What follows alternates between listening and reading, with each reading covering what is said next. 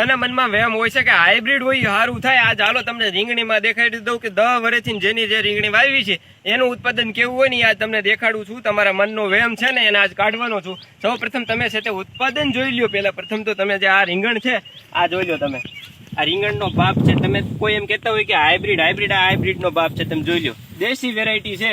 10 વર્ષથી એકની એક વાવી છે. તમે ઉત્પાદન જોઈ લ્યો, રીંગણ જોઈ લ્યો, એક જ પ્રકારનું રીંગણ આ તમે જોઈ લ્યો.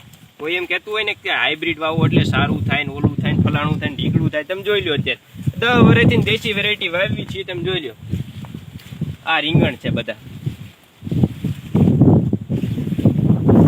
તમે જોઈ શકતા છો. આ પ્રકારે છે તે રીંગણ આવેલું છે. તમે જોઈ શકતા બધા છોડ એવા ઉભા ઢગલો થયો છે. પાંદે રીંગણ આવે. ખેડૂત મિત્રો, કોઈ એવું વિચારતું હોય ને કે ખરેખર રીંગણીમાં હાઇબ્રિડ અમારી પાસે હાઇબ્રિડનો બાપ છે. જોઈ શકો છો તમે, એક રીંગણમાં છે તે 40 રીંગણ ઉપર